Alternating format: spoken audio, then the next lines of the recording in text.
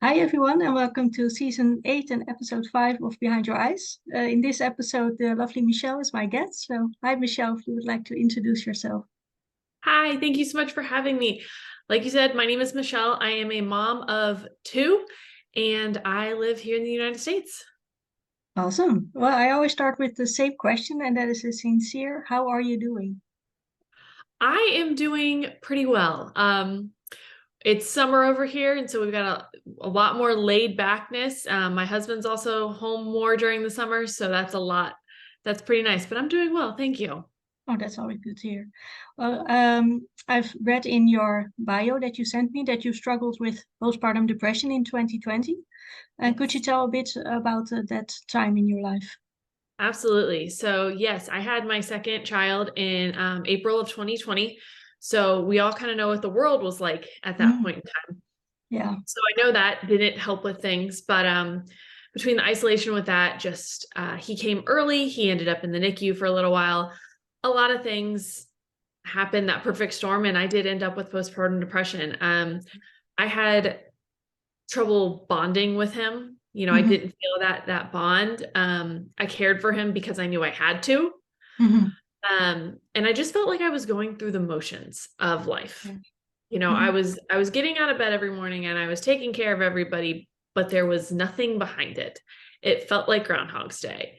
And my mood was very temperamental. I would snap on anybody at any point, which was not good. I had a 19-month-old at the time also, and my husband was home, and it just I was kind of a shell of a person of who I used to be. Hmm. Right. And I'll always remember kind of that tipping point. I feel like in those journeys, you have that one spot where you're like, something happens and you're like, oh, that's the point where you realize, okay, something is really wrong. Mm.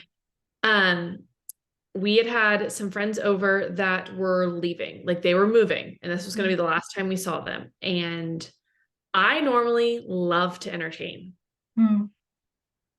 and I could not like bring myself to go out there and be social. Oh, I yeah. locked myself in the room with my baby and cried. And I was like, I don't think this is normal. Mm. We were past that 2 weeks, way past that 2 weeks of those baby blues. And I kept Right. thinking, like, it's going to get better. It's going to get better. And it wasn't. Mm. And when did it click with you like, oh, it could be postpartum depression? It was sitting there. And I have a good friend that I actually went to high school with, um, who happens to be an OBGYN now.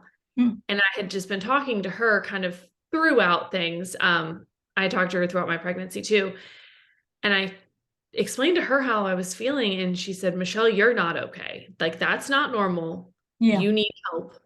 Please Yeah. talk to your doctor. Because there's a difference between, like you said, the normal baby blues after birth and then postpartum depression, of course. Hmm. Yeah. And I mean, I had times where I thought my family would have been better off without me. Like, I pictured getting in a car and driving away and leaving because I Mm. thought that was the best, The better option. the better option for my family. Right. And, looking back on it, I know that it wasn't. Hmm. But in that headspace, I truly thought that they were better off without me. And that's a scary thought. Mm. Very much. And I've also read that you then did your own research on postpartum and that you were kind of shocked about like the stigma, of course, that was still there, but also like the lack of like proper resources on this topic. Hmm.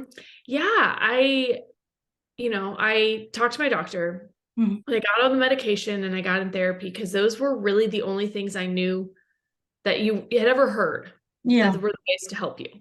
yeah. So I did the things and I got out of that like hole and I was functional again. Mhm. But as we started, going back into normal life and I started going back to work, I realized like, I just don't feel like myself. Mm-hmm. Like I couldn't necessarily put my finger on it, what was wrong, but I still Yeah. didn't feel like myself. And things were very overwhelming still. Mm-hmm.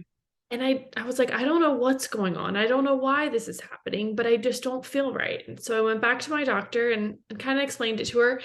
And she's like, well, let's test, let's do some blood work, make sure everything's okay. So we did all the blood work. We tested my hormones, which now knowing testing hormones and blood work, it's very specific. You need to be very specific on the time of month you test because your Right. hormones fluctuate so much as a woman. Yeah. But there was no even question of like, where are you in your cycle? They just tested it. Yeah. So if you don't test it and get that correct snapshot, you really don't get a good picture of where your hormones are. Yeah. So everything came back within normal limits. And they said, well, you're already on medication, you're already in therapy, so there's really nothing we can do. Right. And so Yeah. I didn't really Like, I okay, didn't like thanks that very answer. much. Yeah. Yeah. Who would like that answer? Yeah. And so that's when I started researching and learning more about what was happening in my body postpartum. Yeah. What, you hear about gut health and you hear that I think it's about 95% of your serotonin, which is that, feel-good hormone, is made in your gut. So you're like, okay, I need to focus on your gut health. Yeah. But there's also this thing called your vagus nerve, which is your gut-brain axis. Yeah. And if you are not supporting that and helping that serotonin get to your brain, you don't get the mental wellness and the mental health aspect of it. Which makes sense, of course, because there's such a strong connection between the brain and the gut, but a lot of people still don't realize how intense that actually is. Yeah, exactly. So like I had been taking probiotics that, were supposed to be helping with my mental health, but they weren't until I learned about that axis. And I was like, okay, yeah. I might be onto something now. Yeah, And like yeah, so I started, I switched up what I was doing and started supplementing for that. And that's when things really started going back online. And I think that serotonin was, finally getting to my brain, and I just felt lighter and less overwhelmed and more like myself, and had more capacity for things. And that's when I really got into thinking, I went through this and I had to figure it out myself. Yeah. Because there was nobody else to tell me. So I want to educate others because there's so many things, not even that, but so many parts of postpartum that nobody talks about. Yeah, yeah. I think there's, like you said, quite a stigma around it because I feel I'm not a mom myself, but I feel a lot of women feel like they have to be like the perfect woman and just do it all, be it all without complaining, and then you're a good mom, and that's what's expected of you. Don't complain, just behave, Yes, absolutely. Mm. There's a lot of camps out there that are like, if you complain about how hard motherhood is, it's because you don't love your children. Oh, sure. Which is not true. Yeah, of course not. So what if you complain about how that your marriage is hard, you don't love your husband? Like Exactly. that's not how it is. Mm. Motherhood is hard. You're trying to figure out your new role in life while also raising this other human being who's trying to figure out the world. Yeah. Like, they're learning everything. And I had been thinking, so when you're pregnant, they have all these like apps and stuff where you can see every week what is going on with baby and in your body. Yeah. Oh, yeah. Yeah, but not with what's going on with you. But once you have that baby, Yeah. there's nothing. Yeah. Oh, yeah. Nobody tells you what's happening then. And knowing now about like all the hormonal fluctuations and everything that's happening, once you realize what is happening, it makes so much more sense why you're feeling the ways you are. Yeah, exactly. But if you don't know what's going on or even know that it's coming, you're like, oh my gosh, what's wrong? Yeah. It can be quite overwhelming, I'm sure. Yeah. And I mean, you get, at least here in America, you average one postpartum visit. That's it. Wow, that's it. That's all. Yeah. Wow. That's not enough. No, no. That's crazy, but it's interesting that you say, because when, especially during the pregnancy, of course, there's the main focus is on the baby and how the baby grows and how the baby is doing. And of course, when you see an ultrasound, you see how the baby is growing, but there's not much education on what's actually going on inside your body and how it is affecting you while you are pregnant. Hmm. Yeah, So yeah, absolutely. I think there should be a lot more education on that, or Uh, at least a few apps for that. yeah, 100% agree with you on that. Yeah, I would love to know also a bit more, like, because you said you had that, click when you talked about, the mind and gut connection. I would love to know a bit more about, how your personal healing journey, how that went. Okay, yeah. So, like I said, I started supplementing for that gut brain access, and that's kind of when things clicked for me. Mhm, And I mean, like I said, I felt lighter. I was really able to see things more clear. I had some really bad brain fog before, mhm, and that really lifted. And um, I was more patient with my kids. mhm. It was probably about a month or two after, I started my new protocol.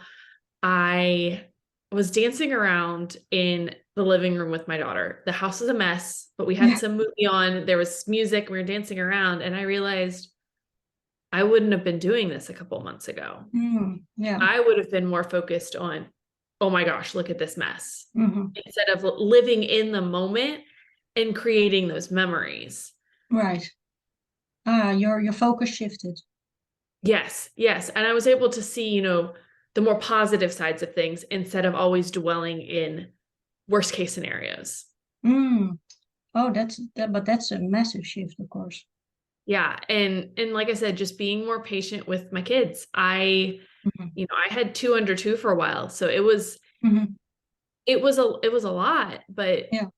you have to remember, even just being able to stop and remind myself, Hmm. she is two. Yeah. She's only two. She's not an adult. She does not have a fully functioning, she doesn't understand what is going on. Yeah. She is two. I need to treat her like she's two, not like she's 22. Yeah. For sure. Yeah, just wants you to be her mommy. Yeah, because I mean, I've read and it makes so much sense. An escalated adult cannot de-escalate a child. Mm, that makes a lot of sense, of course. You Yeah, first have to so de-escalate yourself. and I was finally because I was finally able to do that, to Mm, sit, de-escalate myself, yeah, and then try and de-escalate my child. how do you de-escalate yourself currently? Taking a minute, taking a deep breath, and just remembering that like she's a kid, Mm, and just trying to really shift my perspective. hmm. So, remembering being patient with her, she is still learning. Yeah. I'm still learning. And yelling at her is not going to help her calm down. Mm. And are you also now more patient, because you said you are more patient with your kids? Are you also more patient with yourself? Yes. Hmm. That's I mean, just like just a byproduct of that. it definitely has taken longer Mm, because let's be honest, we are way nicer to other people than we are to ourselves. mostly, yeah. I mean, I know there's things that I've said to myself that I would probably never say to somebody else, but just say it to Yeah. yourself. Yeah, we're hard It's, on ourselves. yes. So it's definitely taken longer, but yeah, I mean, and I've definitely even noticed, even still recently, healing is a journey that is continual. You're never there. You're never done. Yeah, and it's not a Um, linear process. It's an up and no, down process. definitely not a linear process. Yeah. But even recently I've seen myself, times when my daughter was having a hard time or she would start getting worked up about something, and just seeing the way I reacted, Hmm. the way I stayed calm, and then how it de-escalated the situation so much. Hmm. Yeah. She didn't get the rise out of me. So then she didn't keep pushing. Yeah. Because I was just Yeah, kind it of like, works both ways, of course. so I was calm, and the situation, was able to calm down, and Mhm. much easier than it had in the past. Yeah. It's a constant learning process, I think. Absolutely. And now you also teach women about postpartum depression and about, all the effects that it has on your body after birth, especially. And I would love to know, like, what is the most important thing or like the essential thing that you teach your clients? Um, for one, to be in tune with your body. Hmm. If you think that something is wrong, speak up and advocate for yourself. Yeah. Even myself, I had my friend that was telling me, Michelle, something's not right. You need Mm. help. Yeah. But when I first brought it up to my doctor, she was like, nah, I think you're okay. And I Mm. had to really advocate for myself and call her back and say, Hmm. I'm not okay. I need help. Yeah. So trusting your gut on that, Yeah. and just learning what is going on, especially with your hormones that early postpartum, Yeah. because it explains a lot of what you're feeling. Hmm. And I know for me, if I understand why I'm feeling it, it makes it easier. Yeah. You want it to make sense, sort of. Yeah, if I'm sitting there crying for no reason, and I'm like, what is wrong with me? And I'm like, Mhm. oh, it's my hormones because things have Right. crashed. Yeah. Okay. It also, I think, helps people to realize too that it isn't going to last forever. Hmm. Yeah. Because It's a when you're deep temporary in thing. it, it Yeah. feels like it is. Yeah, definitely. I know. Well, I've had severe anxiety myself, so and depression. So I know when you're in it, it feels like it never ends. But It, it truly nothing feels like lasts there's no forever. light at the end of the tunnel. Exactly. You have to sort of like create that light yourself. And to me, like having a bit of hope is that light for me. Mhm. So yeah, that's it. It doesn't last forever, that's for sure. Yeah. And I think, especially with all the postpartum stuff, when it's a lot of what's going on in your body, Hmm. understanding why it's happening Yeah. helps you to have that hope, because you're like, Yeah. okay, once my hormones settle down, once this happens, Yeah. as my body's working out all the things from having a baby to not having a baby inside, Yeah. things are going to start mellowing out. Yeah, exactly. Once you know how it all functions, how it works, and why you react and feel the way you do, Mhm. yeah, it makes sense, and you're not crazy. Yes, yes. I think that that's a huge part of it, Hmm. because, like I said, there's so much unknown about postpartum that you're like, is this normal? Is it not normal? Is it me? Is it Yeah, not? And then nobody else talks about it. So you think it's only you. yeah, And once you finally get somebody talking, you realize everything you've been going through, they've been going through too. You mm, guys have just been yeah, doing it alone. yeah. That's what anxiety and depression, I think, does to your brain, or your ego does to your brain. It separates you from people thinking that, oh my gosh, I really am going crazy, and I really am going through this alone. But trust me, you're not. Well, and that's, I think, part of that stigma too, is people, especially moms with this postpartum, are scared to Hmm. say that, maybe they're scared to say that they're not bonding with baby, Right. because that makes them look like a bad mom, when Yeah. that's the truth. Hmm. Yeah. And so then you're not bonding. You think something's wrong with you. You Mhm. think you're a bad mom, but you don't realize it's actually very, very normal, Yeah. because you don't have anybody telling you what is normal and what's not. Yeah, exactly. And that's what like breaking the stigma is all about, like knowing that, okay, it's normal to feel the way you feel. Absolutely. Mm. And there are also, let me see. Do you have a current like self-care routine, or like to stay mentally healthy? Um, not necessarily I don't necessarily have anything set. I know for myself, I need to have some alone time, Hmm. whether it's 5, 10 minutes. I need to kind of have a chance to step away. And what's nice is, when my husband's home, Mhm. we're a team and he understands that. And sometimes, if he sees me having a hard time, he'll take Mhm. the kids outside to play and give me a minute, Okay. Yeah. to take my minute, because he knows that that is going to be what's best for everybody. Mhm. Yeah. And the one little thing I do every day, and I know people say that, like, this is kind of controversial, I guess, that personal care is not self-care. But one thing I've done since my first child was born is every night I take a shower.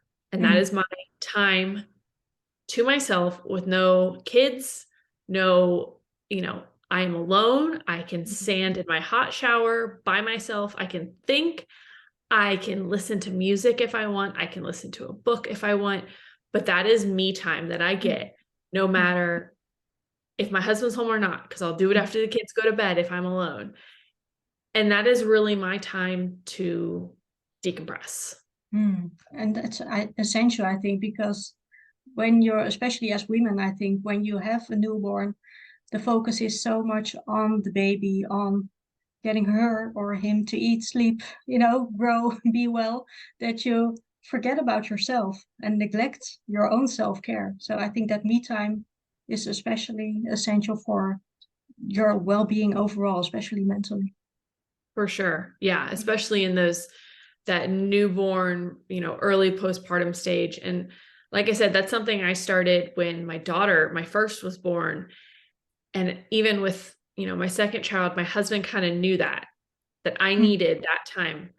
So he would know, he'll take the baby and give me, mm, even if it's 5 minutes to shower.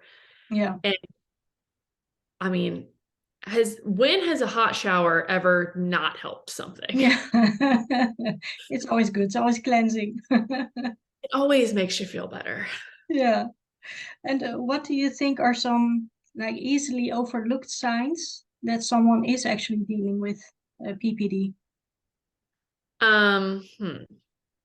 I mean, I think one way that it can manifest that is really, I guess, overlooked Hmm. is kind of that mom rage and Hmm. that anger, that postpartum rage, because people think that, oh, they're just angry when that is actually postpartum depression. Mm. And it manifests a lot differently. And even I feel like it manifests differently than a normal depression would. Hmm. Because with postpartum depression, you're functional because you have to be. Yeah. You can't lay in bed and Yeah. you have to take care of that child because I Hmm. mean they are depending on you. Yeah. So from the outside, I think you look a lot more functional. Hmm. So Mm. people don't realize what's going on if they aren't kind of in it with you. Right. If you're taking care of the baby, Hmm. you're just going through the motions of doing it. Right. So yeah, that postpartum rage, I know mine manifested with a lot of anxiety Hmm. and hyperfixation. My hyperfixation was on baby sleep. Hmm. That was what I was just very fixated on to, you know, a crazy level. Hmm. Yeah. Of course, that's manifests itself for differently for each woman, of course. But what would you advise a woman who's maybe watching now and had just found out she has a postpartum depression? Where do you start? Well, if you haven't yet, talk to your doctor up for Mm, sure. Um, get into therapy. Talk therapy is huge. For me, I know it helped a lot. I was able to uncover some birth trauma that I didn't know I had. mm, And so I know that was playing into my postpartum depression because I had this trauma that wasn't being dealt with. right. And I would never have been able to uncover that myself. Hmm. And so talk therapy is definitely big, but also getting you a support network. So whether that's your family, your spouse, your friends, find a couple people that you trust and that you can be honest with Hmm. and tell them really how you're feeling. Yeah. Because it does help. It helps to talk to people and for others to know truly how you're feeling, and then they can actually help you. Because if Yeah. they don't know, that's something I've really learned is people out there that want to help, but if they don't know that the help Yeah. you need, they can't help you. Be open to help as well. Yes. And people Mm. can't read our minds. We think they can. Yeah. Yeah. They can. We still think that people can read our mind. Like, oh my gosh, can't you tell I need help? Like, no, you don't Exactly. tell me.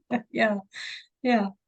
And But it's yes, being also like open to the the help. stigma again, like we talked about at the beginning of our conversation, like that it's hard to ask for help because it just now to a lot of women it just says, oh, I'm a bad mom, or I don't love my kid because I have to ask for help with how I feel right now.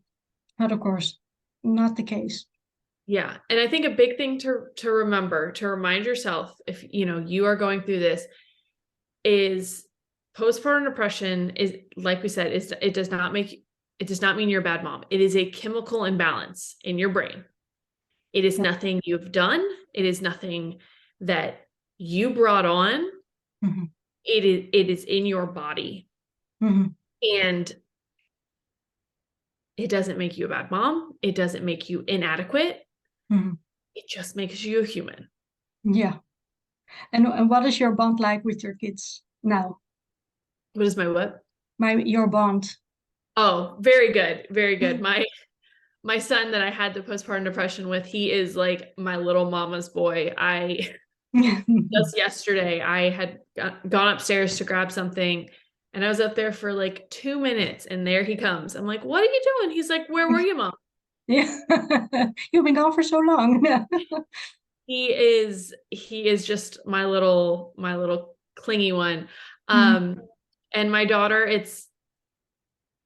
we butt heads, but it's because we are the same person. Mhm. All right. I'm realizing now how hard it is to raise a tiny version of yourself. Yeah, it's like a mirror looking back at you. Yes. Like things she Mhm. says, I'm like, oh my gosh, that's me. Yeah. But she's my little buddy. It's just, we butt heads, but at the end of the day, she's my girl. Yeah. But it's lovely to hear. And I think also very encouraging for women watching that at first you didn't really have a bond with your son, but now the bond is really great and really there. Yes, absolutely. Yeah. You know, I may not have felt the bond, but that doesn't mean he didn't. Mm. Yeah. And, I may have been a little slow to the party, but I've never, growing up, it's never felt like he ever Mhm. felt that. Right. Yeah. He was a baby. He doesn't know what I went through when Hmm. he was born. Yeah. So to him, it's just your mom. Hmm. Yeah. And it's He not doesn't, like you didn't love him. Of course, you loved him. The love was always there.